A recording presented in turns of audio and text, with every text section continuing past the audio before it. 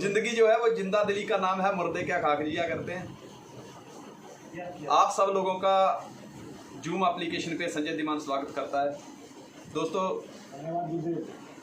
जब बचपन में पढ़ाई शुरू करी, पहले माँ बाप से प्यार किया, फिर पढ़ाई से प्यार किया, फिर अपने वर्कशॉप का काम किया तो उस काम से प्यार किया, फिर शादी होगी बीवी से प्यार किया, फिर बच्चे हुए तो बच्चों से प्यार किया। लेकिन उसके बाद कहते ना दिल मांगे मोर, उसके बाद दोस्तों आप लोग मिल गए, फिर आपसे प्यार शुरू हो गया और उसके बाद दिल ने कहीं प्यार करने की सोची ही नहीं। आई लव यू ऑल यार। Thank you very much. आप लोगों को जब यहाँ पे हंसते हुए देखता हूँ ना, आपकी एक्साइटमेंट देखता हूँ ना, मैं सीधा ही 25 साल का हो जाता हूँ। देखिए, हम कोई भी खेल खेलते हैं, उस खेल में हम मास्टरी तब हासिल करते हैं, पहले उसके खेलना सीखते हैं। चाहे वो क्रिकेट हो, कबड्डी हो, फुटबॉल हो, हॉकी हो, बैडमिंटन हो। इसी तरह से दोस्तों सफलता हासिल करना, सफलता भी एक खेल है और इस खेल में वही कामयाब होता है जो इस खेल को सीखता है। और जब आदमी किसी खेल के बारे में खेलने सीखता है तो वो धीरे धीरे एक्सपर्ट होता है, और जब वो एक दिन एक्सपर्ट हो जाता है तो वो बहुत ही अच्छे तरीके से खेलता है और एक दिन सफलता उसके पलड़े में होती है। क्लास चल रही थी तो टीचर बच्चे से सवाल करती है कि मैं तुम्हें भूतकाल, वर्तमान काल और भविष्य काल का उदाहरण देती हूँ, दूसरा उदाहरण तुम देना। तो टीचर कहती है कि मैं सुंदर थी, सुंदर हूँ और सुंदर रहूंगी। तो बच्चा कहता है मैडम जी ये आपका वहम था, वहम है और वहम रहेगा। दोस्तों, इस सृष्टि में ना दो प्रकार के पौधे होते हैं। एक वो जो अपना फल स्वयं दे देते हैं, जैसे कि आम, केला, अमरूद। दूसरे पौधे वो होते हैं जो अपना फल छुपा कर रखते हैं, जैसे आलू, अदरक, प्याज वगैरह वगैरह। लेकिन इन दोनों के साथ व्यवहार अलग अलग किया जाता है। जो अपना फल छिपा कर रखते हैं वो जड़ सहित खोद दिए जाते हैं। जैसे आलू निकालना हो तो उसको जड़ों से ही खोद दिया जाता है, खत्म हो जाता है। प्याज जब हम निकालते हैं तो उसको भी खोद दिया जाता है। अदरक को निकालते समय उसका पौधा खत्म हो जाता है। ठीक उसी प्रकार जो दूसरे पौधे होते हैं जो अपना फल दे देते हैं, उनको हम खाद देते हैं, पानी देते हैं, उनकी हिफाजत करते हैं और वो सदियों तक हमें अपना फल देते रहते हैं। क्या मैं सही बोल रहा हूँ दोस्तों? इसी तरह से दो प्रकार के लोग होते हैं। एक वो जो अपनी विद्या को छुपा कर रखते हैं, सीखते हैं पर किसी को सिखाते कुछ नहीं। वो आलू, प्याज और अदरक के पौधे जैसे हैं, वो बहुत ही कम समय में भुला दिए जाते हैं। लेकिन एक वो होते हैं जो सीखने के बाद अपने जैसे डुप्लीकेट पैदा करते हैं, लोगों को सिखाते हैं और लोग उनको बड़े प्यार से, बड़े सम्मान से अपनी पलकों पर बिठा कर रखते हैं। तो दोस्तों, जिंदगी में सीखना जरूरी है और सीखने के साथ साथ सिखाना जरूरी है। आज हम बात करेंगे learn and overcome the failure. सीखो और असफलता पर विजय पाओ। Problems are everywhere and in every profession. जब मैंने काम की शुरुआत करी, मुझे आज भी वो दिन याद है। मैं लोगों के पास जाता था, लोग कहते कौन सी कंपनी में फंस गया, तेरे पैसे गए, कंपनी भाग जाएगी, लोग नहीं जुड़ते, पैसे नहीं आते। दोस्तों, मैं क्या करता था, जैसे ही लोग थोड़ी सी फूंक मारते थे मैं घर पे आके बैठ जाता था। ये बात मैं इसलिए बता रहा हूँ कि आज डे बाय डे हमारा नेटवर्क जो है वो इंक्रीज हो रहा है, उसका साइज बड़ा हो रहा है। यानी कहीं ना कहीं हमारे लोगों ने जो सीखा है वो लोगों को सिखा रहे हैं, तो कहीं ना कहीं से नए लोग हमारे साथ जुड़ रहे हैं। तो जो समस्या हमारे को आ रही थी, वही समस्या आज उस व्यक्ति को भी फेस करनी पड़ेगी, क्योंकि जो सास के साथ हुआ है वही के साथ वही होने वाला है। तो हमारा काम क्या है, जो सीखा है उसको सिखा दें कि तेरे साथ क्या हो सकता है और उसका इलाज क्या है। तो जब मुझे लोग नेगेटिव पास करते थे, मैं घर पे आके बैठ जाता था। एक दिन मैं अपनी वर्कशॉप में काम कर रहा था और मेरी अपलाइन अचानक वहां पे पहुंच गई। मुझे कहती धीमान साहब, आप तो कह रहे थे कि करोड़पति बनना है, हाथ में हथौड़ा लिए कब तक मेहनत करोगे? मैंने कहा सर, मैं लोगों को प्लान करता हूं, लोग जुड़ते नहीं, लोग मना कर देते हैं। सर बड़ी समस्या है सर। लोग मुझे नेगेटिव बोलते हैं, ये नहीं चलता, कंपनी भाग जाएगी, पैसे नहीं आएंगे। सर अगर ऐसा होगा तो फिर मेरा क्या होगा सर? बड़ी समस्या है सर, इसलिए मैं प्लान नहीं कर रहा अभी। मुझे उन्होंने एक बात बताई, मुझे कहा कि संजय धीमान, मुझे एक बात बता, दुनिया का ऐसा कौन सा प्रोफेशन है कि जिसमें समस्या नहीं है? एक चाय बनाने वाले को भी गर्मी लगती है, उसको भी समस्या है। गाड़ी चलाने वाले को भी दोस्तों एक्सीडेंट का डर होता है, उसको भी समस्या है। समस्या कहाँ नहीं है? दुनिया के हर प्रोफेशन में समस्या है। इसका मतलब ये नहीं है कि थोड़ी सी समस्या आए तो काम को छोड़ देना ही उसका सोल्यूशन नहीं है, हर चीज का समाधान है। एक व्यक्ति सुसाइड करने जा रहा था, पूछने पर उसने बताया कि जिंदगी में बहुत समस्याएं हैं, इसलिए सुसाइड करने जा रहा हूं। तो दोस्तों मुझे एक बात बताइए कि सुसाइड ही उसका सोल्यूशन है? जहां जिस काम में समस्या आ रही है उसको छोड़ना उसका सोल्यूशन है, या सीख कर और आगे बढ़ना ये उसका सोल्यूशन है? समस्या कहाँ नहीं है? मान लीजिए कि गर्मी के दिन हैं, बड़ी मुश्किल से पानी आ रहा है, आपने नीचे से पानी ऊपर वाली टंकी में चढ़ा दिया और पता चला अचानक रात के 8 बजे कि आपने नल ऑपरेट किया, नल टूट गया, अभी प्लम्बर कोई फोन नहीं उठा रहा, तो ये समस्या है ना। अचानक लाइट चली गई, कल बच्चे का एग्जाम है, क्या सुसाइड कर लोगे? नल टूट गया है, प्लम्बर कोई नहीं आ रहा है, पानी डायरेक्ट हो गया है, क्या सुसाइड कर लोगे? मोबाइल का चार्जर गुम होना भी एक समस्या है, क्या सुसाइड कर लोगे? हैं, जूता फट गया तो क्या सुसाइड कर लोगे? सुसाइड हर समस्या का समाधान नहीं है दोस्तों। समस्या हमारी दुश्मन नहीं होती, समस्या हमारी बहुत ही अच्छी दोस्त होती है।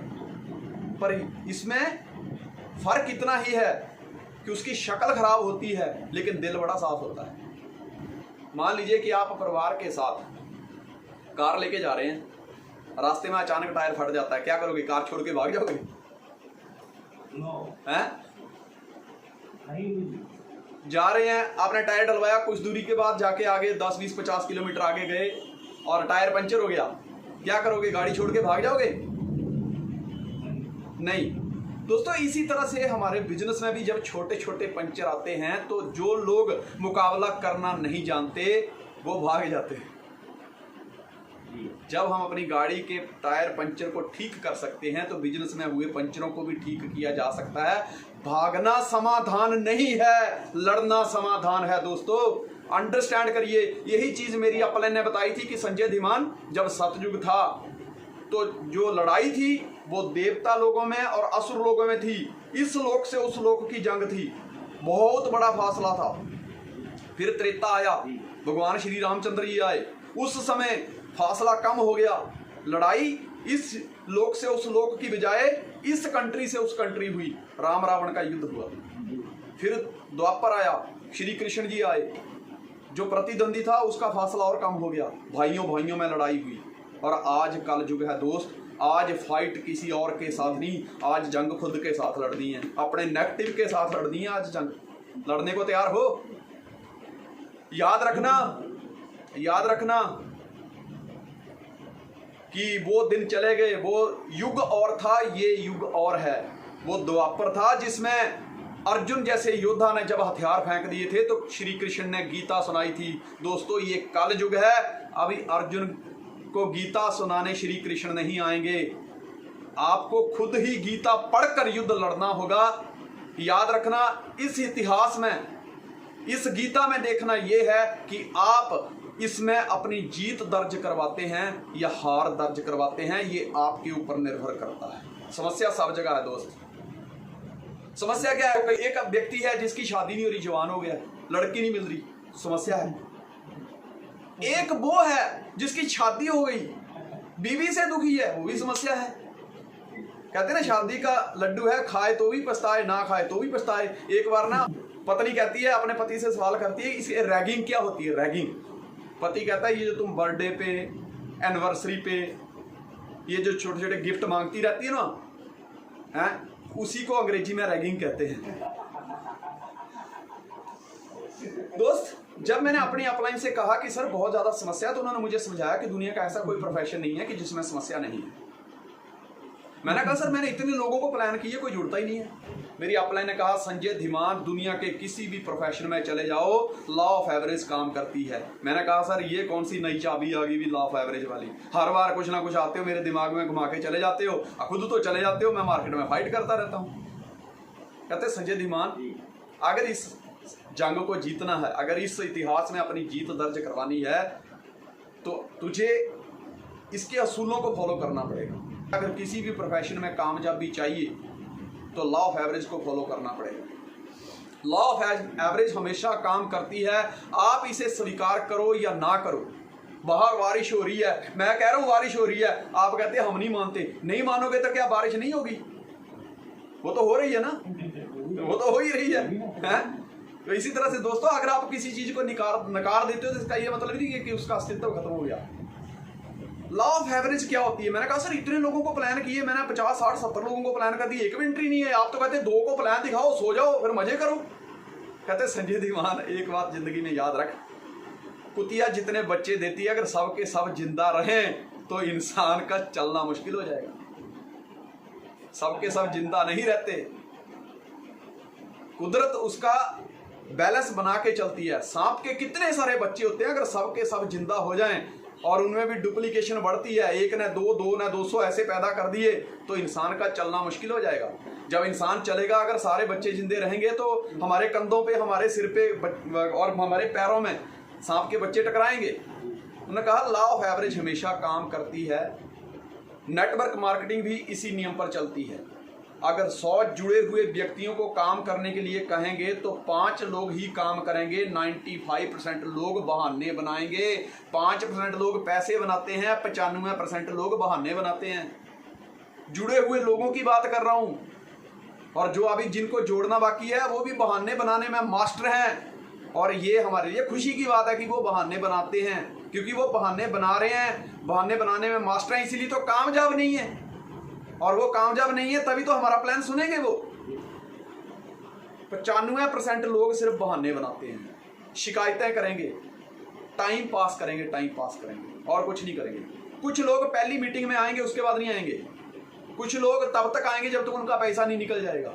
कुछ लोग लाख रुपए तक आएंगे, किसी की दौड़ है 2 माइल 5 माइल, लाख 1.5 लाख 2 लाख 5 लाख, इसके बाद नहीं आएंगे। लेकिन वो 5% लोग होंगे जो हर मीटिंग में आएंगे, सीखेंगे और दोस्त रिकॉर्ड तोड़ काम करेंगे।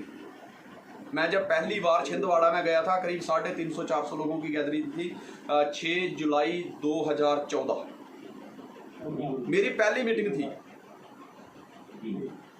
मैंने देखा इतने सारे लोग हैं, लेकिन उस दिन मैं पहली बार एक नई जगह पे गया था, नए लोगों से मिला था, लेकिन अंदर से बहुत खुश था।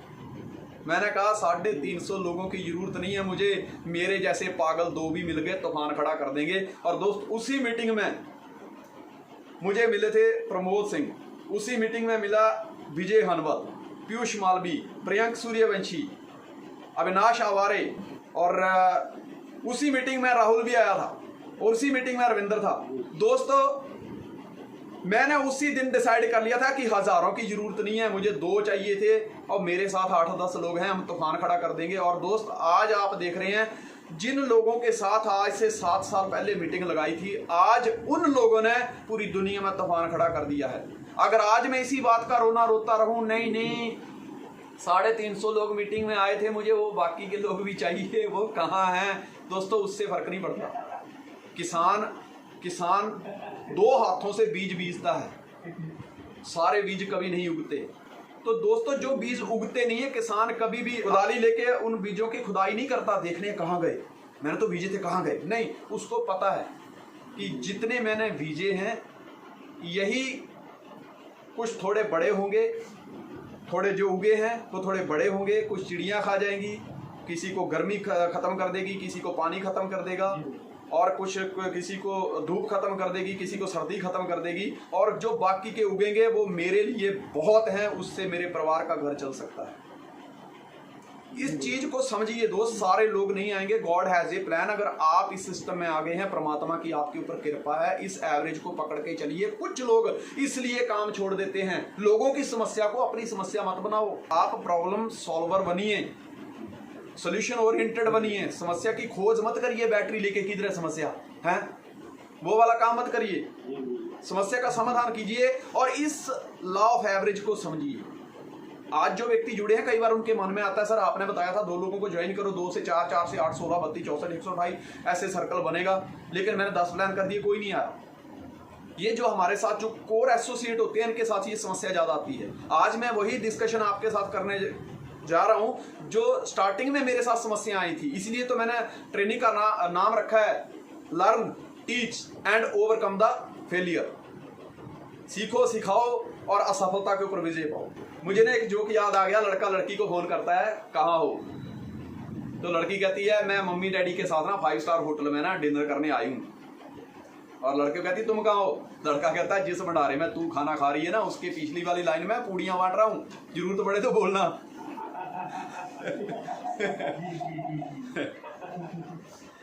दोस्तों ट्रेनिंग लेना बड़ी जरूरी होती है। नया व्यक्ति कई बार क्या सोचता है और पुराना भी कभी पता क्या सोचता है, अब मैंने लोगों को ज्वाइन कर दिया है, अब मुझे मीटिंग में जाने की क्या जरूरत है, जिसको जरूरत होगी वो जाएगा। दोस्तों अगर आप चाहते हैं कि आपकी बारात में बहुत सारे लोग हों तो किसी की बारात में आपको जाना पड़ेगा। आप चाहते हैं ना कि जिस दिन सफलता का सेहरा स्टेज के ऊपर आपकी अपलाइन, जिस दिन सफलता का सेहरा आपके सिर पे बांधे, अगर आप चाहते हैं कि हजारों लोग खड़े होकर तालियां बजाएं, तो दोस्तों आज अगर किसी के सिर पे सफलता का सेहरा बांधा जा रहा है तो उसको अप्रिशिएट करने के लिए आपको मीटिंग में जाना पड़ेगा, आपको ट्रेनिंग में जाना पड़ेगा। Training makes a normal person abnormal, ये आम व्यक्ति को खास में तब्दील कर देती है। ट्रेनिंग अटेंड करना शुरू करिए। मैं जब अपलाइन को कहता था सर काम नहीं चलता, कहते मीटिंग अटेंड करो, ट्रेनिंग अटेंड करो। मैंने कहा सर लोग सवाल बहुत करते हैं, कहते मीटिंग अटेंड करो, ट्रेनिंग अटेंड करो। मैंने कहा सर लोग नहीं जुड़ते, कहते मीटिंग अटेंड करो, ट्रेनिंग अटेंड करो। आपकी हर समस्या का समाधान meeting training, meeting training, meeting training, meeting training है। और एक चीज मैं बता दूं आपको, हमेशा हमेशा हमेशा सीखने की गुंजाइश रहती ही है, ज्ञान का कोई अंत नहीं है। दोस्त मेरे को आज 19 साल हो गए, मैं आज की डेट में भी सीख रहा हूं। आप 19 दिन में अगर कोई पहले व्यक्ति ज्वाइन हुआ और वो 19 दिन में तुर्रम खान समझता है अपने आप को, तो समझ लेना अगले 20 दिन क्रॉस नहीं करेगा वो। ट्रेनिंग लेना और ट्रेनिंग लगाना दोनों बहुत जरूरी है। आप इस बिजनेस में सिपाही के रूप में काम कर रहे हो। आर्मी में जब कोई व्यक्ति नियुक्त होता है तो सबसे पहले उसको ट्रेनिंग दी जाती है, बॉर्डर पे नहीं भेजा जाता। क्योंकि आप अंडरस्टैंड करिए, आर्मी में गया हूं, सबसे पहले आदमी का वेट देखते हैं, हाइट देखते हैं, फिर मेडिकल चेकअप होता है, मतलब सब तरीके से फिट है। तो ऐसा नहीं करते कि ये फिट है, ये काम करो फटाफट इसके हाथ में बंदूक पकड़ाओ और जम्मू कश्मीर भेज दो, क्या होगा? तिरंगे में लिपट के आएगा फिर अगले 8 दिन के अंदर अंदर, क्योंकि उसको ट्रेनिंग तो दी नहीं गई, उसकी सिलेक्शन हुई है। जब आप किसी को प्लान करते हो तो आप हजारों के बीच में उस व्यक्ति की सिलेक्शन करते हो, पर ट्रेनिंग उसको तो दी नहीं गई ना। आप ट्रेंड हैं व्यक्ति की सिलेक्शन करने में, लेकिन वो ट्रेंड नहीं है। आपको उसको ट्रेनिंग देनी पड़ेगी, उसको ट्रेनिंग में लगे के जाना पड़ेगा। क्या आप एग्री हैं इस बात से? अगर मुकाबला करना है तो पहले लड़ने की काबिलियत अपने अंदर लानी पड़ेगी। फौजी बॉर्डर पर गोलियों का सामना इसलिए कर पाता है क्योंकि उसके अंदर सामना करने की पावर ट्रेनिंग के द्वारा भर दी गई है। आधी रात को भी उसके पीछे कोई देख नहीं रहा होता कि वो जागता है कि नहीं, अपने बंकर में बंदूक लेके बैठा होता है। 2:30 बजे होते हैं रात के, ठंड पड़ रही होती है, सारा देश सारे लोग खराटे मार के सो रहे होते हैं, लेकिन वो अपनी ड्यूटी पे तैनात होता है। वो जज्बा कहाँ से आता है उसके अंदर? वो ट्रेनिंग का जज्बा है। और दोस्त वो दुश्मन का मुकाबला सामने अपनी छाती दिखाकर करता है, पीठ दिखाकर नहीं। वो पावर कहां से आती है? वो ट्रेनिंग से आती है। एक व्यक्ति बॉर्डर पे बंदूक लेके फाइट कर रहा है, दुश्मन का सामना कर रहा है, न्यूज में आ रहा है, और आम व्यक्ति घर में बैठ के ऐसे रिमोट लेके टीवी ऑन करता है बम फटा, इतने मारे गए, बॉर्डर पे बहुत गर्मा गर्मी चल रही है। उसकी पतलून तो दोस्तों न्यूज सुन के गीली हो जाती है, क्योंकि उसके बाद ट्रेनिंग नहीं है ना लड़ने की। एक बार ना 10 डॉक्टरों ने मिलकर एक बड़े हाथी का ऑपरेशन किया। ऑपरेशन करने के बाद डॉक्टर ने कंपाउंडर से कहा देखो कोई औजार तो नहीं रह गया ना अंदर? तो कंपाउंडर बोला औजार तो सब है लेकिन डॉक्टर वर्मा दिखाई नहीं दे रहे।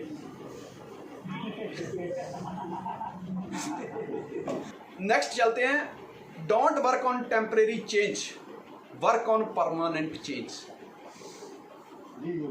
ये बहुत बड़ी बात है, मेरी अपने ने मुझे बताई थी। मैं फिर धीरे धीरे लोगों को ज्वाइन करने लगा, मीटिंग अटेंड होती थी, किसी मीटिंग में मतलब पीछे हट जाते थे और लोगों को कहते जाओ जाओ मीटिंग में जाओ, शाबाश तुम्हें मीटिंग की बहुत जरूरत है, तुम्हें मीटिंग की बहुत जरूरत है। अक्सर ऐसा होता है दोस्त। लोगों को जब भी आप स्कूल में भर्ती करोगे वो पिछले बेंच में बैठना पसंद करते हैं, क्योंकि आगे बैठने के लिए कॉन्फिडेंस चाहिए। People are always ready to follow you, but are you ready to lead them? लोग हमेशा पीछे लगना जानते हैं, उनको बहुत अच्छी तरह से आता है, उनको आगे लगना नहीं आता। लोग पीछे लगने के लिए तैयार हैं, लेकिन शर्त ये है कि क्या आप आगे लगने के लिए तैयार हैं। हमारी जो टीम होती है वो हमारा ही रिफ्लेक्शन होती है। अगर आप एक विनिंग टीम बनाना चाहते हैं, अगर आप विक्ट्री हासिल करना चाहते हैं, आप इस युद्ध में अपनी जीत दर्ज करवाना चाहते हैं, तो उसके लिए आपको एक बहुत ही जबरदस्त टीम तैयार करनी पड़ेगी। Don't work on temporary change, work on permanent change. हम क्या करते हैं, अक्सर लोगों को बदलने की कोशिश करते हैं, लोगों को बदलने की कि ये ऐसा कर देना तो मेरा काम हो जाएगा, ये बात धंधा ऐसा कर दे तो काम हो जाएगा। हम लोगों को बदलने की कोशिश करते हैं पर अपने ऊपर ट्राई नहीं करते कभी भी। हर किसी से लड़ते रहो, ये कोई जीने का सही तरीका नहीं है। ये जो प्रक्रिया हो जो होगी ये तनावग्रस्त है। अगर मैंने किसी को बोला रविंदर जी ये कर लो, रविंदर ने नहीं किया तो मैं फिर बोल 2-4 बार बोलूंगा, फिर लड़ूंगा, इससे क्या होगा, तनातनी होगी जैसे हिंदुस्तान और चाइना की होती है, यही होगा ना। लेकिन बेटर क्या है, मैं बदल जाऊं।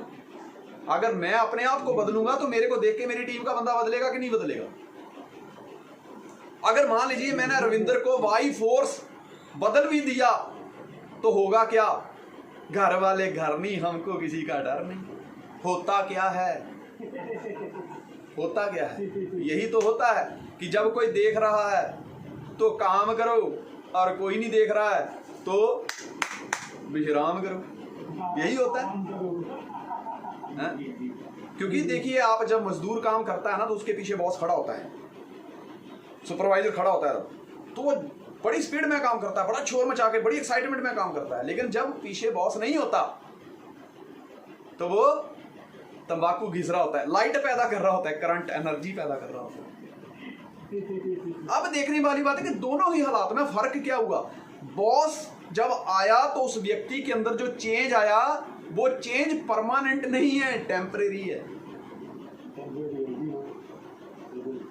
परमानेंट चेंज कब है कि वो व्यक्ति, जो व्यक्ति काम कर रहा है, जो बॉस से इंस्पायर हो रहा है या बॉस से डर रहा है, बल्कि वो अपने अंदर से दिल से काम करे, अंदर से काम करे कि ये मेरा काम है, मैं इसके पैसे ले रहा हूं या इसके मुझे पैसे मिलने वाले हैं, और उस काम को पूरी शिद्दत से पूरी ईमानदारी के साथ करे, तो वो व्यक्ति कभी फेल नहीं हो सकता। उसको बोलते हैं परमानेंट चेंज। जैसे ही शाम के 6 बजे पापा ने 5:30 बजे ऑफिस छोड़ा, पता चला 6:15 बजे तक घर पे बापू पहुंचने वाला है, तो बच्चे शांत। लेकिन जैसे ही बापू सुबह गया धमाल शुरू, तो इसको क्या बोलते हैं, ये टेम्परेरी चेंज है। परमानेंट चेंज क्या है कि बापू 7 बजे आए 8 बजे आए, हमें क्या फर्क पड़ता है, डिसिप्लिन में रहिए, कि बापू के आने का डर ना हो कि बापू आ गया, नहीं, परमानेंट चेंज लेके आइए। दूसरों को अगर आप बदलने की कोशिश करेंगे तो जब आप उनके सिर से हट जाएंगे, उनके पास के, उनके नजदीक से, संपर्क से दूर जाएंगे, वो व्यक्ति पहले वाली पोजीशन में चले जाएंगे, वो टेम्परेरी चेंज है। लेकिन परमानेंट चेंज क्या है, life is a big project, work on it. अगर मैं मीटिंग में नहीं जा रहा तो कोई मीटिंग में नहीं जा रहा, अगर मैं काम नहीं कर रहा तो कोई काम नहीं कर रहा। दोस्तों, मेरा टीम, मेरा बिजनेस, मेरी सफलता मेरी प्रायोरिटी है, किसी और की प्रायोरिटी नहीं है।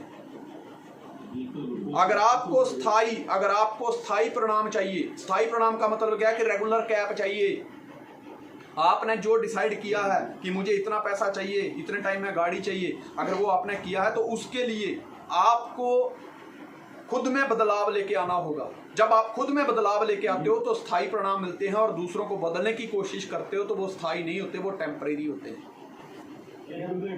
Time is very valuable. मैं क्या करता था, जिस दिन मीटिंग हो जाती थी ना, हफ्ते में एक मीटिंग होती है, मैं अपनी कमियां बता रहा हूं। मैं नहीं चाहता कि जो गलतियां मैंने की हैं वो आप करें। दोस्तों, इतनी कमियां थी मेरे अंदर, उनको मैंने धीरे धीरे दूर किया। 19 साल में 7000 प्लस माइल हो गए। अगर ये कमियां ना होती, खुशी इस बात की नहीं है कि 7000 से ज्यादा माइल है, दुख इस बात का है कि अगर ये कमियां ना होती और समय पर संभाल लिया होता तो आज 7000 नहीं, शायद 50,000 माइल होते।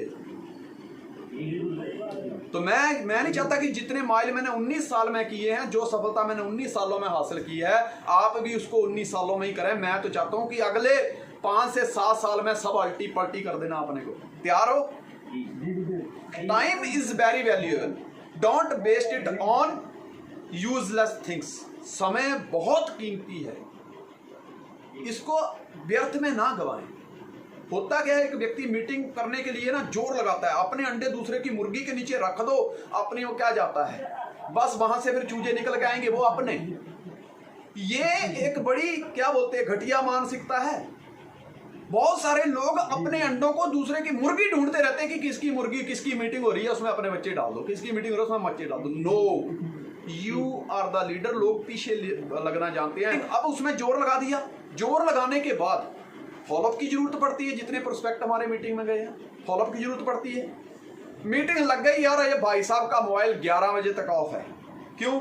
क्योंकि जो मीटिंग में गया है वो ज्वाइन करेगा, करना होगा तो करेगा, अपना क्या जाता है। ऐसी मानसिकता वाले लोग मुझे लगता है हॉस्पिटल में भर्ती कर देने चाहिए। बीमारी है उनके अंदर, बोल निकालनी पड़े। Time is very valuable. समय बहुत कीमती है दोस्तों, समय की ही गेम है। 19 वर्ष एक समय है, आपकी जो एज हुई है वो भी एक समय है, वर्षों में काउंट हो रही है। Time is most important. 24 घंटे हर किसी को मिले, चाहे वो धीरू भाई अंबानी हो, मुकेश अंबानी हो, टाटा हो, बिरला हो, बिल गेट्स हो, हर किसी को 24 घंटे मिले हैं। मैं समझता हूं कि ये 24 ट्रक आपके पास हैं। आप इन ट्रकों के अंदर कोयला सप्लाई करते हो या इन ट्रकों में हीरे लोड करते हो, वो आपके ऊपर निर्भर करता है सब समय की गेम, है सब समय की गेम। थनों से निकला हुआ दूध, पुल के नीचे से निकला हुआ पानी, मुंह से निकले हुए शब्द, डाली से चुका हुआ बंदर और समय से चुका हुआ इंसान जिंदगी में दोस्तों दोबारा पैरों पर नहीं आते। और हाथ से निकला हुआ मौका एक बार छूट गया। स्टेशन से गाड़ी जब छूट जाती है तो 1 2 3 हो जाती है। समझ लीजिए, आप जवानी के दिनों में इस टाइम सैर कर रहे हैं। जितने जवान आप कल थे उतने आज नहीं हैं, और जितने आज हैं कल भी नहीं रहोगे। समय की चेन के ऊपर सवार हैं, वो धीरे धीरे आगे बढ़ रहे हैं। कामयाबी मिले ना मिले, लेकिन बुढ़ापा मुफ्त में मिलने वाला है। तो बुढ़ापा दोस्तों ऐसा नहीं होगा कि अब पड़ा बुढ़ा किसी कोने में ना, बुढ़ापा ऐसा होगा कि क्या बोलते हैं, याद भरा बुढ़ापा होगा। दुनिया याद करे कि ये बुढ़े को नॉर्मल मत समझिए, बुढ़े ने पूरी दुनिया घूमी है, ऐसा बोलना चाहिए तुम्हारे को जब कोई तब बूढ़े हो जाए। बोलेंगे ना। होता क्या है कि 1-2 मीटिंग जब इंसान लगाता है तो अपना टाइम वेस्ट करता है, मूवी देखने में, व्हाट्सएप में, इंस्टाग्राम में, फेसबुक में, बंदा उसमें बिजी रहता है। जैसे कि मार्क जुकरबर्ग ने उसको नौकरी पे रखा हुआ है। भैया, जितनी शिद्दत से, जितनी ईमानदारी से तुम व्हाट्सएप की ड्यूटी निभा रहे हो, फेसबुक की ड्यूटी निभा रहे हो, इंस्टाग्राम की ड्यूटी निभा रहे हो, उसका 50% भी दोस्तों मैं गारंटी देता हूं इस इंडस्ट्री में डाल दो, तुम्हारी आने वाली 7 पुश्तों को काम नहीं करना पड़ेगा। बेरोजगार कर दो उनको, इतना पैसा कमा लो, जाओ। पर उतना शिद्दत लगानी पड़ेगी। देखो, मैं आपको एक चीज बताता हूं, टाइम बड़ा कीमती है। जब आपको लगे कि यार मैं फ्री बैठा हूं, कुछ समझ नहीं आ रहा, तो रोटी को याद करना। लड़ाई किस चीज की है? रोटी और चोटी दो ही चीजें चाहिए अपने को। ठीक है, जब आपको लगे कि मैं अपने समय का सही इस्तेमाल कर रहा हूं या नहीं कर रहा हूं, मुझे समझ नहीं आ रही कि मैं क्या करूं, तो रोटी शब्द को याद करना, ROTI। क्या याद करना? ये शब्द हमें बहुत कुछ सिखाता है। इसका मतलब होता है रिटर्न ऑन टाइम इन्वेस्टेड। जहां पे आप अपना समय इन्वेस्ट करते हैं वहीं से ही रिटर्न आता है। आप अगर गप्पे मारने में समय इन्वेस्ट कर रहे हैं तो वहां से गप्पे ही रिटर्न में आएंगी। ठीक है ना? अगर आप बड़ी बड़ी डींगे हाँकने में अपना समय इन्वेस्ट कर रहे हैं तो सामने फिर जिंदगी भी बड़ी बड़ी डींगे ही हाँकेगी आपके साथ। ठीक है, मतलब आप ये देखिए, रोटी शब्द का इस्तेमाल करके आप अपनी लाइफ में अपने समय का सही इस्तेमाल कर सकते हैं। आज की डेट में जो भी आप बीजोगे उसी की फसल काटने के हकदार हैं आप, इससे ज्यादा नहीं काट पाओगे। एक बुजुर्ग हर साल अपनी पत्नी से शादी करता था। पंडित जी बोलते हैं तो तुम ऐसा क्यों करते हो? तो बुजुर्ग बोलता है बस एक ही शब्द सुनने के लिए मैं ऐसा करता हूं। बोले वो कौन सा शब्द है? बुजुर्ग बोले जब आप कहते हैं ना कि बस लड़के को बुलाइए, ये सुनना बहुत अच्छा लगता है। दोस्तों, कोई भी इंसान बूढ़ा नहीं होना चाहता है। एक हो गया कि समय का मैनेजमेंट कैसे करना है, तो रोटी शब्द का इस्तेमाल करिए, इसको बोलते हैं रोटी कॉन्सेप्ट। और दूसरा है सिक्सर मैनेजमेंट कॉन्सेप्ट। ये कॉन्सेप्ट हैं दोस्तों, भी हमेशा काम करते हैं।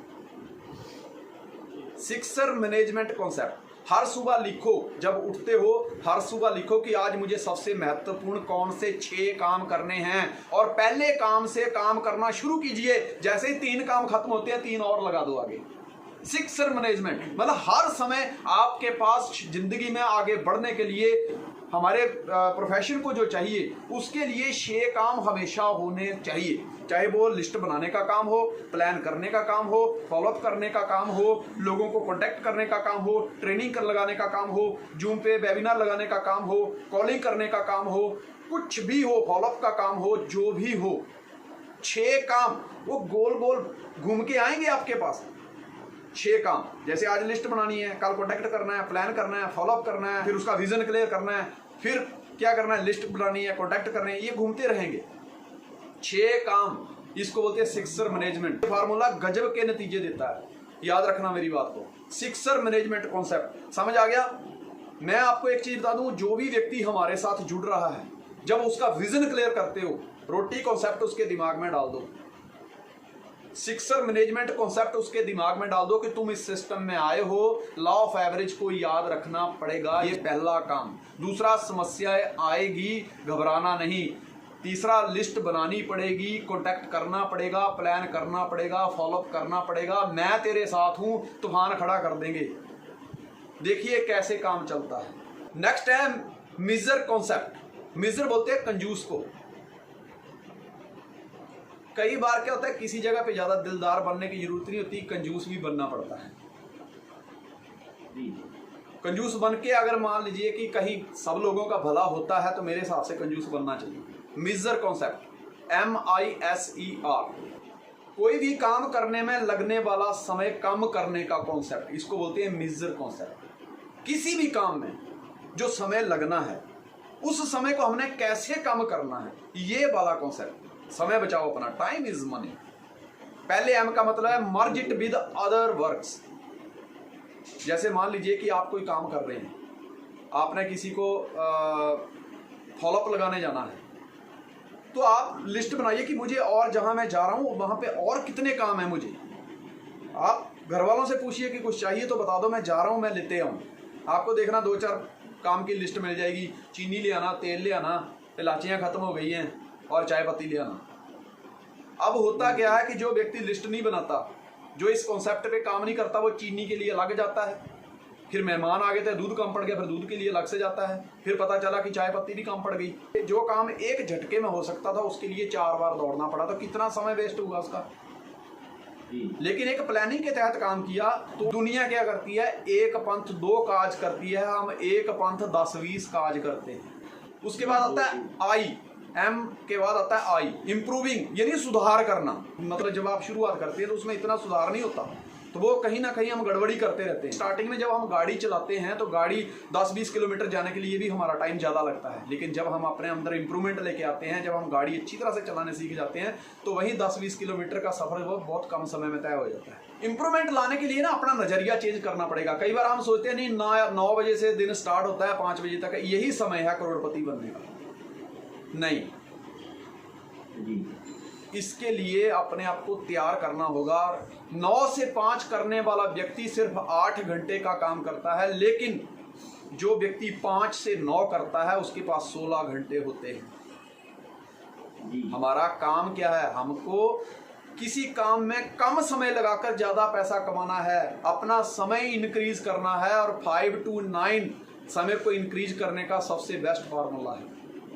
इसका मतलब है सिंप्लीफाई, यानी कि बिल्कुल सरल बना देना। कोई भी काम को सरल बनाओ, प्लान करो। अरे बहुत ईजी है यार, बड़े आसान तरीके से प्लान करो। आज मैं आपके साथ मीटिंग लगा रहा हूं तो बिल्कुल जिन शब्दों से आपको अच्छी तरह से समझ आ जाए मैं उन्हीं शब्दों का इस्तेमाल कर रहा हूं। किसी भी काम को आप सरल करेंगे, जिसको सरल बना देंगे ना, वो काम में आपका टाइम हमेशा कम लगेगा।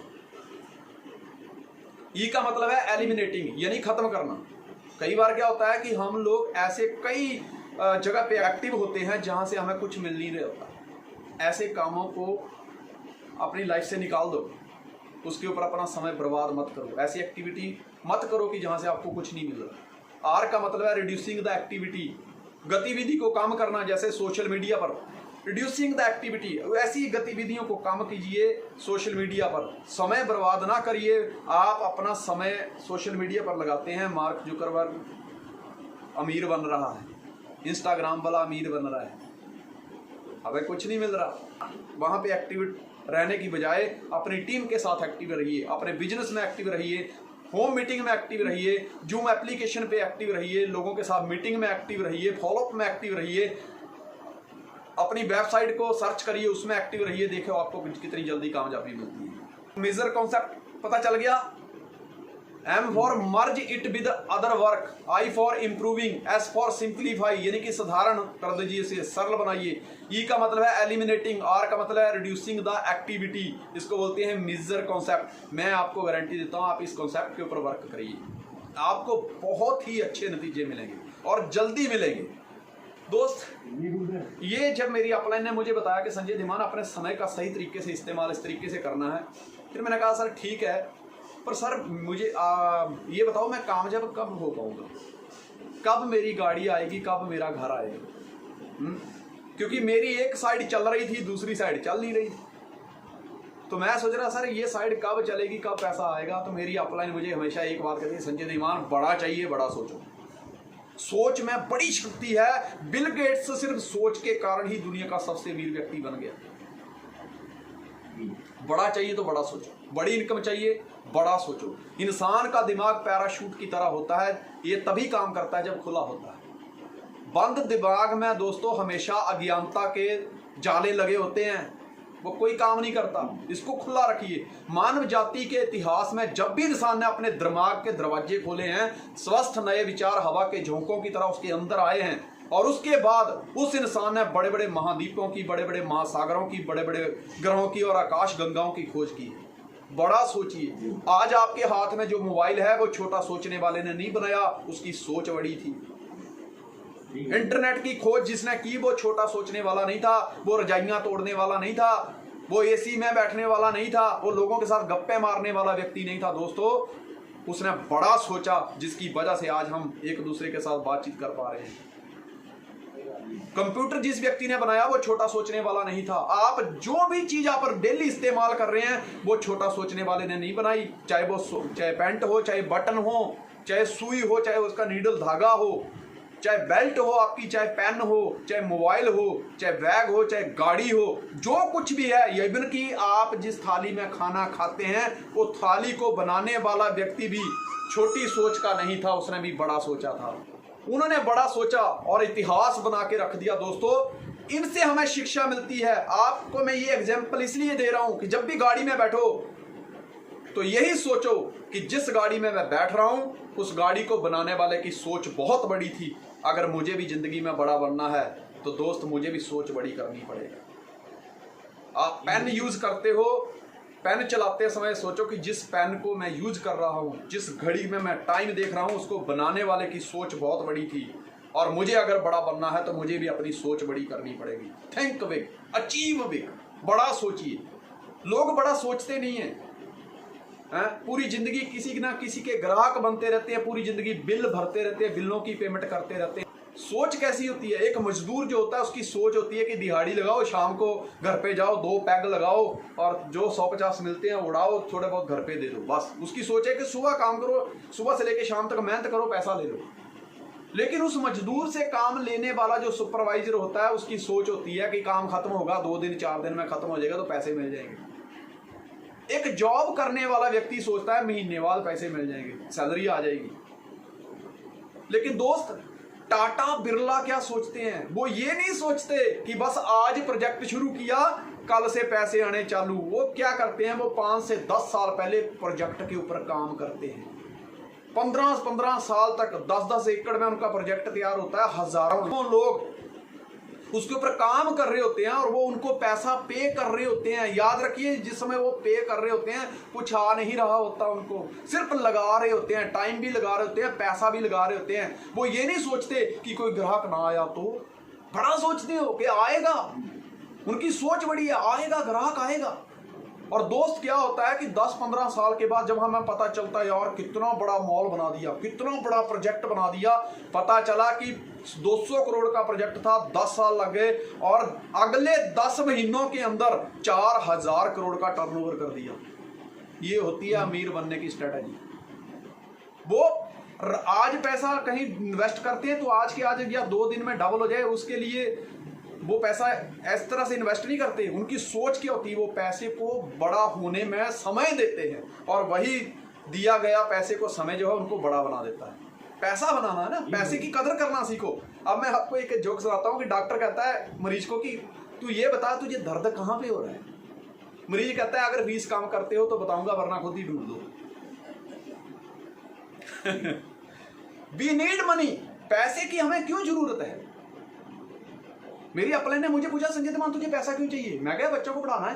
कहता तो सब पढ़ाते हैं। और मैं कहा सर किराए के मकान में रहता हूँ, खुद का घर चाहिए, 11 नंबर गाड़ी जिंदाबाद, साइकिल भी नहीं है। बापू से साइकिल मांगी थी, 20 रुपए के चक्कर में एग्रीमेंट कैंसिल हुआ, साइकिल मिली नहीं। 11 नंबर गाड़ी पे चलता हूँ, डीजल के भाव बढ़े गिरे हमें कोई फर्क नहीं पड़ता, सरकार कोई भी हो, चलना तो 11 नंबर गाड़ी में ही है। कहते तुझे पैसा चाहिए कि नहीं? आज तू सुबह से लेकर शाम तक मेहनत करता है, थोड़े मारता है, गाड़ी के नीचे रिस्क लेता है, गुस्सा रहता है, कभी गाड़ी का जैक फ्री हो गया नीचे दब के मर जाएगा। कभी सोचा तूने? इतनी मेहनत कर रहा है पैसे के लिए, कभी सोचा पैसा चाहिए क्यों और कितना चाहिए, कब चाहिए? लोगों का ये कॉन्सेप्ट क्लियर नहीं होता कि मुझे कितना चाहिए, कब चाहिए और क्यों चाहिए। अगर ये 3 चीजें क्लियर कर लो, कितना पैसा चाहिए, कब चाहिए और क्यों चाहिए, तो दोस्तों आपको पता चल जाएगा कि आप जहां भी एक्टिव हैं, क्या वहां से कमाया हुआ धन आपके जो सपने लिखे हैं उनको पूरा करने में सक्षम है। अगर नहीं है तो आपको काम बदलने की जरूरत है। आम व्यक्ति दोस्तों अमीर इसलिए नहीं बन पाता क्योंकि उसका सपना होता है जहाज में घूमने का, और कड़ी खिचड़ी लेके वो अपनी जॉब पे जाता है, 200 रुपया दिहाड़ी लेके घर पे आ जाता है, 50 रुपये की शाम को टल्ली करके आता है, और सपना क्या उसका? जहाज में घूमना। जहाँ पे वो मजदूरी कर रहा है, क्या वो मजदूरी उसको जहाज तक पहुंचाएगी? नहीं। वो तो मैं बोलता हूँ कि एसी कोच में भी नहीं घूम पाएगा कभी। ठीक है। और दोस्तों अभी तो खास करके कोरोना काल ने हमें ये सिखा दिया कि पैसे का हमारी जिंदगी में कितना रोल है, कितना मतलब उसका मूल्य है, क्यों जरूरी है। We need money. समझना बात को, मैं इंग्लिश थोड़ी थोड़ी बोलता हूँ, ट्राई मारता हूँ कि अच्छी बोलूँ। We need money to make our life enjoyable because we are human being not animals. पशुओं को पैसों की जरूरत नहीं होती, हम इंसान हैं इसलिए हमें पैसों की जरूरत है। क्योंकि पशु ने कौन सी आइसक्रीम खानी है? उसने तो घास ही खाना है, चाहे सर्दी हो गर्मी हो, उसको क्या घास ही चाहिए। पर हमको तो आइसक्रीम चाहिए, हमको तो वर्ल्ड टूर पे जाना है। कभी भैंस को देखा वर्ल्ड टूर पे गई है? हमको तो वर्ल्ड टूर पे जाना है, हमको तो गोवा जाना है, हमको थाईलैंड जाना है, हमको सिंगापुर जाना है, हमको दुबई जाना है। That's why we need money. हमको इसलिए पैसा चाहिए, हमको अपने सपने पूरे करने हैं, हमको अच्छे कपड़े चाहिए, अच्छी टाई, अच्छा सूट, अच्छा बूट, बड़ी गाड़ी, बड़ा घर, बड़ा बंगला, ये चाहिए, ज़्यादा बैंक बैलेंस चाहिए। तो उसके लिए क्या करना पड़ेगा? हमको मेहनत करनी पड़ेगी। हमें पैसों की जरूरत है क्योंकि हम इंसान हैं, हम पशु नहीं है। पशुओं को कोई जरूरत नहीं, तो उन्होंने घास ही खाना है, आइसक्रीम खानी है, तो पैसा कमाना पड़ेगा। आम आदमी से बात करो कि यहाँ पे उनको प्लान दिखाओ ना कि ऐसे ऐसे तुझे लाखों रुपये आएंगे, तो वो कहता है अच्छा फिर क्या होगा यार, लाखों रुपया कमा के करूँगा क्या? खाना तो मैंने 2 फुल्के ही है, खानी तो मैंने 2 रोटियाँ ही हैं। इतना कह के वो दोस्तों इतने बहाने बनाकर वो साइड में हो जाता है और अपनी इच्छाओं का कत्ल कर देता है। Keep going, don't give up, keep going till you succeed. तब तक लगे रहो, चलते रहो, चलना पड़ेगा, तब तक लगे रहो जब तक कामयाबी नहीं मिल पाती। कई बार क्या होता है, आदमी 10-20 प्लान करता है, 2-4 एंट्री आ जाती है, एक आध चेक बन गया, अगर बैलेंस कर दिया, एक आध चेक बन गया तो खुश हो जाता है, लेकिन अगले 10-20 लोगों को ज्वाइन करने के लिए उसके पसीने छूट जाते हैं।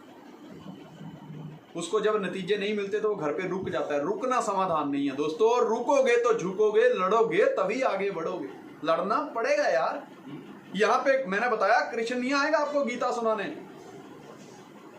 इस महाभारत में, तो आपको अपनी जीत दर्ज करवानी है या हार, इसकी कलम आपके हाथ में है।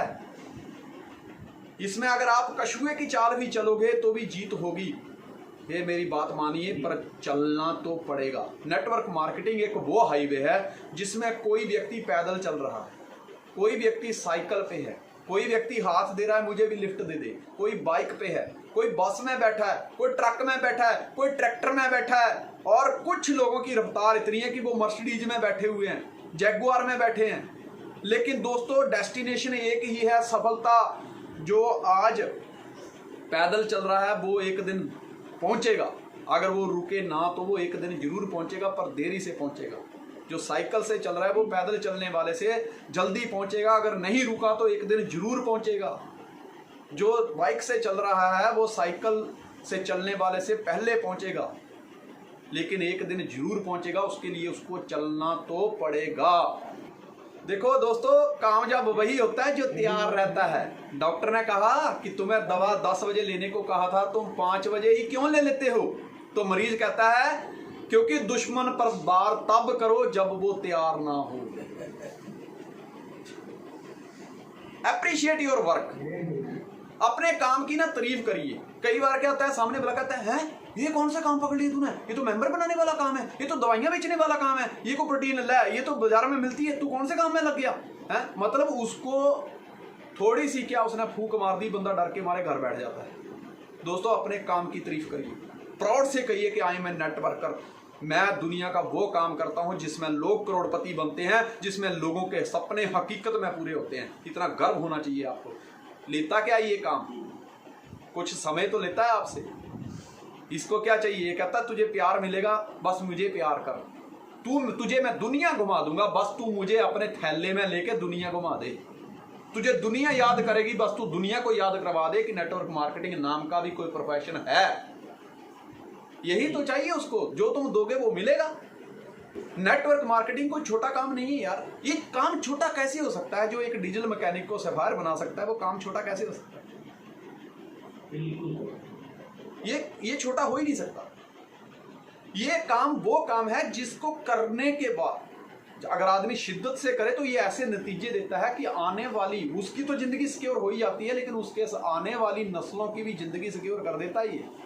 ये भविष्य को संवारने वाला काम है। इस काम में चंद वर्षों में मैंने चंदू को चंदलाल, नंदू को नंदलाल और छोटू को छोटे सरकार बनते हुए देखा है। दोस्तों ये वो काम है, ये छोटा काम नहीं है। जिस बिजनेस को तुम छोटा समझ रहे हो, इसमें इंसान के हर सपने को पूरा करने की क्षमता है। दोस्तों जब मैंने इस बिजनेस को मैंने इस बिजनेस को देखा था तो मेरे को समझ लगी कि मेरे पास इसको ज्वाइन करने के पैसे नहीं थे। तो मुझे ऐसे लग रहा था कि यार मेरी औकात नहीं है, मेरे में दम नहीं है कि मैं ये बिजनेस कर पाऊंगा। लेकिन दोस्तों मन में ख्याल आया कि मुझ में दम नहीं है कि मैं इस बिजनेस को कर पाऊंगा, ये मेरी कमजोरी है। लेकिन बिजनेस बड़ा पावरफुल है, ये बिजनेस बड़ा दमदार है। अगर आज मैंने कैसे भी करके जुगाड़ करके इस दमदार बिजनेस को पकड़ लिया तो एक दिन यही बिजनेस मुझे दमदार बना देगा। और सच्चाई आपके सामने है दोस्तों। इसलिए इस बिजनेस की हमेशा कदर करिए, अप्रिशिएट करिए। आप दुनिया का एक महान काम कर रहे हैं यार। आप लोगों को आज सरकार नहीं रोजगार दे पा रही है, आप लोगों को रोजगार दे रहे हैं, ले कुछ नहीं रहे, उल्टा उनको सिखा रहे हैं।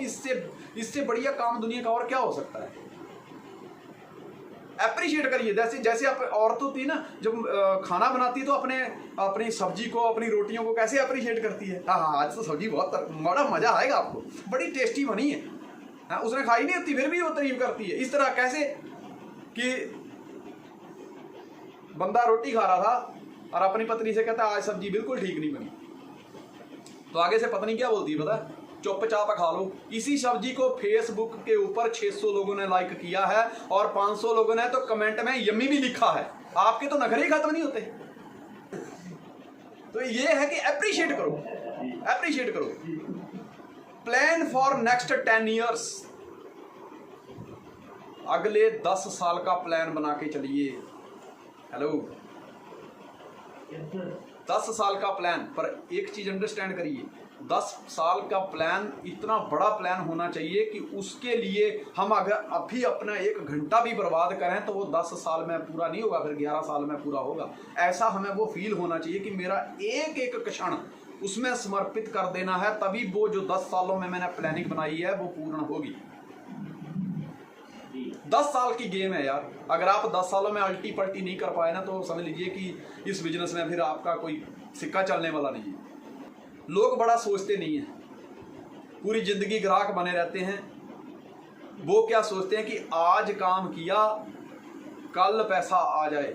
नहीं, टाटा बिरला की तरह सोचना है, अगले 10 साल का प्लान करना है। जब मैंने दोस्तों इस बिजनेस की शुरुआत की, बहुत सारी गलतियां करता था। मैंने जितनी गलतियां पीछे बताई, मैंने जितना आपको बताया, ये गलतियां सारी मैं करता था। मेरी अपलाइन ने बताया, फिर मुझे बताया कि संजय दिमान, जब मेरी एक लाइन चल रही थी दूसरी लाइन नहीं चल रही थी, मैंने सारा पैसे कब आएंगे, कहते बड़ा सोच, अगले 10 साल का प्लान करके अगले 10 साल बाद तेरी जिंदगी क्या होगी। क्या तू किराए के मकान में रहना चाहता है, अगले 10 साल बाद तेरा बंगला कैसा होगा। आज तू 11 नंबर गाड़ी में घूमता है, सोच अगले 10 साल बाद तेरे पास कौन सी कार होगी। आज तुझे कोई भी शॉपिंग करने तू जब कहीं भी जाता है तो तू अपने वाइफ के साथ जाता है, तो उस समय तू बजटिंग करता है, उसे कहता है ये वाली मत ले, लोअर रेंज की ले ले, ताकि जब पैसा आएगा अगली बार खरीद देंगे।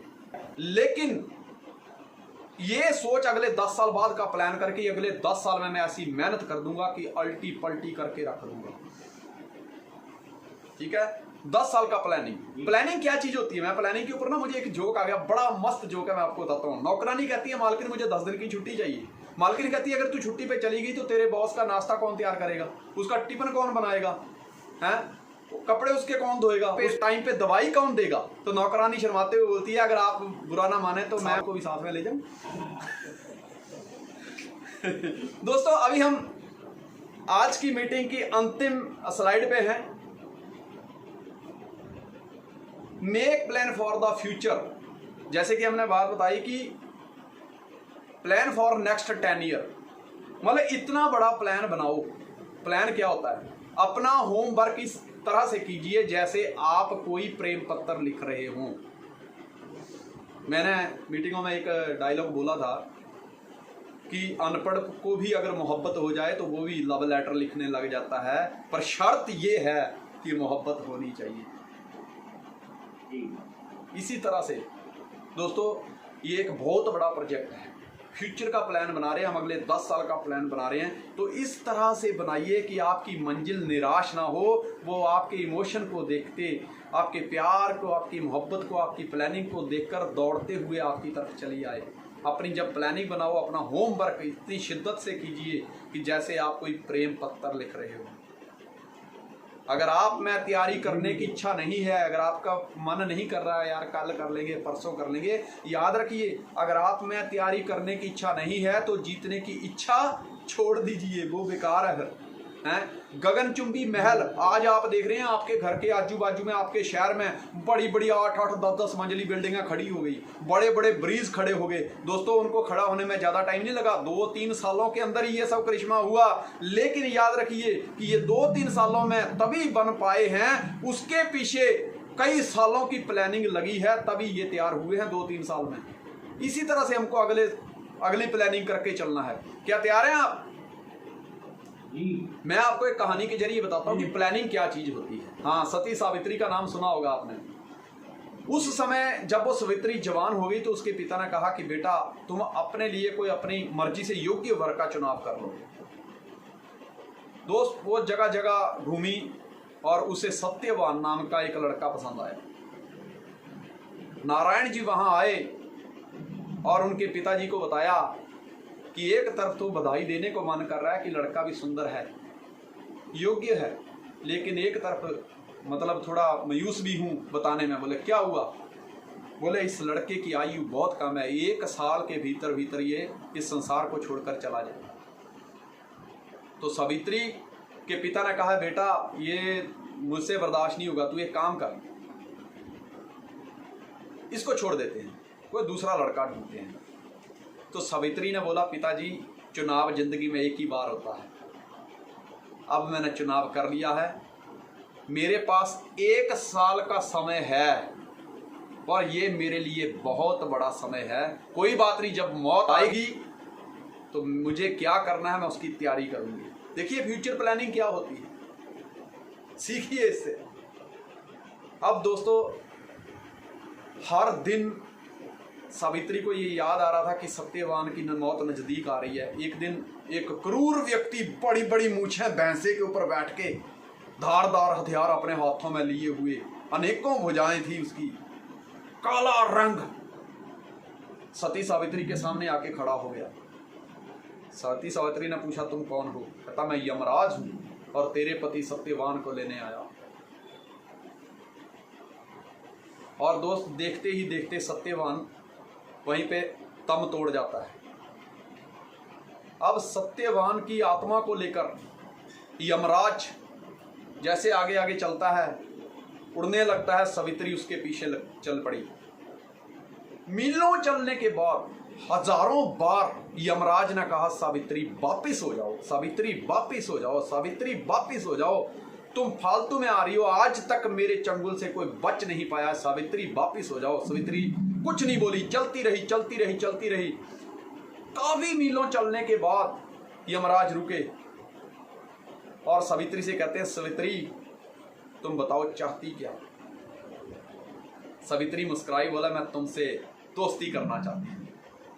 यमराज का सिंहासन डोल गया, कहता आज तक किसी ने मुझे दोस्ती की ऑफर नहीं की, कोई हिम्मत नहीं करता, आज ऑफर आई, वो एक महिला की आई।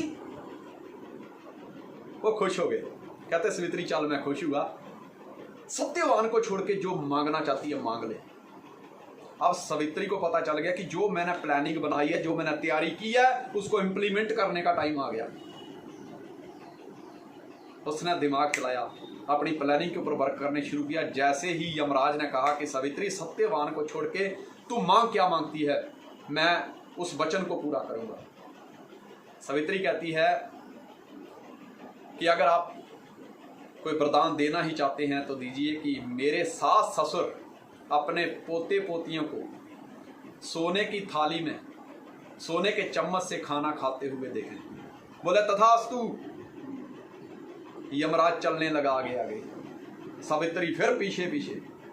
काफी दूर आगे गए, यमराज फिर कहता है सावित्री वापिस हो जा, अब तुझे क्या चाहिए? जो तूने मांगा मैंने दे दिया, तू और मांग ले, क्या मांगती है? सावित्री ने कहा यमराज जी मेरे सास ससुर तो अंधे हैं, वो सोने की थाली में अपने पोते पोते को खाना खाते हुए कैसे देख सकते हैं? कहता दी आंखें, दे दी आंखें, जा, उनको दिखने लग गया, वापिस हो जा। आगे आगे यमराज, सावित्री फिर पीछे पीछे। काफी दूर जाने के बाद यमराज ने फिर बोला सावित्री और कुछ मांगना है तो मांग ले, लेकिन वापिस हो। तो सावित्री ने कहा कि मेरे सास ससुर का राज्य छीना जा चुका है, वो तो गरीब हैं बेचारे, तो वो सोने की थाली में अपने पोते पोतियों को खाना कैसे खिलाएंगे? बोला जा, वो किसी राज्य के मालिक बन चुके हैं, जा, वो राजा रानी बन चुके हैं, उनको राज्य वापिस किया। कहते ठीक है। जब आगे आगे फिर यमराज पीछे पीछे, सावित्री काफी दूर आगे जाने के बाद फिर यमराज कहता है कि सावित्री अभी भी कुछ और मांगना है तो मांग ले, लेकिन तेरे आगे 2 हाथ जोड़ता हूं, वापिस चली। सावित्री ने कहा कि आपने एक मुझे वरदान दिया है, उस वरदान को सत्य साबित करो। बोले क्या वरदान दिया? बोले आपने ये वरदान दिया है कि मेरे सास ससुर जो हैं वो अपने पोते पोतियों को सोने की थाली में खाना खाते हुए देखें, पर मैं आपके पास अब इसलिए खड़ी हूँ क्योंकि मेरे सास ससुर का एक ही बेटा है, वो है सत्यवान, और जिसकी तुमने अभी अभी जिंदगी खत्म कर दी है। हे यमराज, अपना वचन पूरा कीजिए। अगर ये मर गया तो मेरे यहाँ से संतान नहीं होगी, तो फिर बताइए कि आप तो झूठे पड़ जाओगे।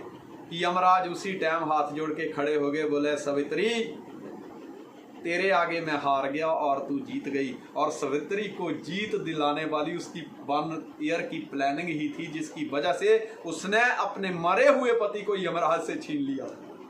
दोस्तों, सवित्री का काम मुश्किल था, सवित्री का काम मुश्किल था, बहुत मुश्किल था, पर आपका काम मुश्किल नहीं है। सवित्री ने अपने काम को अकेले किया था, उसके साथ कोई अपलाइन नहीं थी, कोई सपोर्ट करने वाला नहीं था, लेकिन आपके साथ आपकी अपलाइन पहले भी खड़ी थी, खड़ी है और खड़ी रहेगी हमेशा आपकी सपोर्ट के लिए। आप अकेले नहीं हैं, इस बात को याद रखिए।